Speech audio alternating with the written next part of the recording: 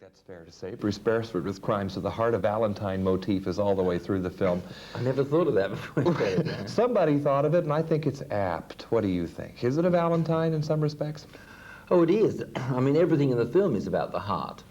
And I think it's one of the most apt and cleverest titles in the history of the movies, really, because all the crimes committed are of the heart. And the heart, I mean, the girl has a book with a big heart on the cover in which there are photographs, in fact, of chronicling all the events that have happened. All motives, all justifications, all consequences reside in the heart.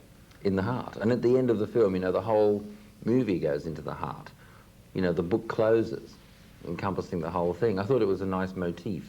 From your Australian films to the North Carolina settings representing Mississippi, is it as big a leap as we might think?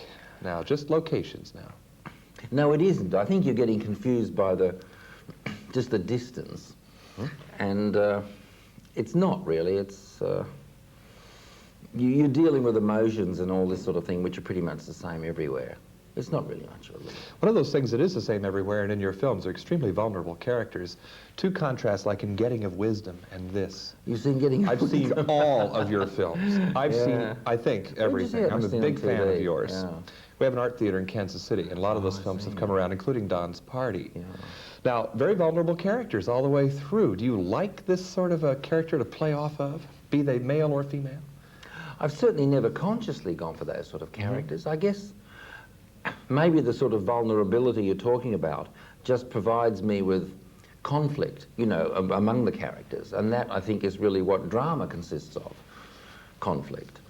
Although, I keep wanting to ask you about the non-conflicting things, like nobody works with interiors better than you do. Your camera prowls and drifts and looks at details, interiors. The lighting's always wonderful. You seem to have a flair for that.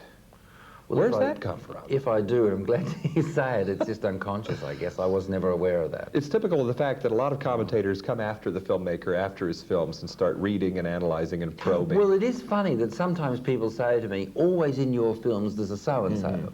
And I think, oh, what nonsense. Then I think, wait a minute, this is right, it's true.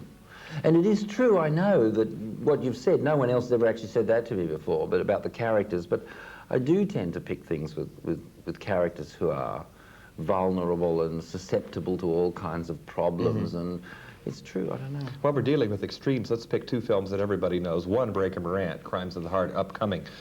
A male group, a female group, there's overall a crime or a trial hovering somehow. And the bonding among all these groups is extremely interesting. And you can do them both. Meaning with men and women. I don't think there's a great difference in that, really. Really? Whether they are men or women.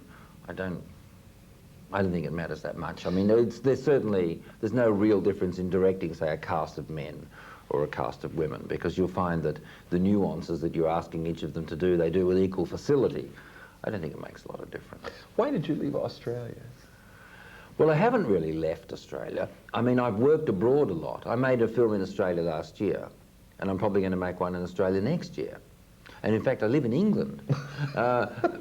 So, you know, I just really I just tend to work wherever there's a story that interested me. And see, I just happened to be passing through New York in 1981 when I saw the play of Crimes of the Heart on Broadway.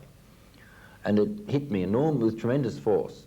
And, you know, of course, the story's set here in the American South, but I could have been going through some other city and seen some other play or read a book or something. But do you like that story to be relatively close to the soil, as it were? Grass-high level, somewhere down close to the ground? I do like stories, I guess, which I feel represent very truthful representations of aspects of life.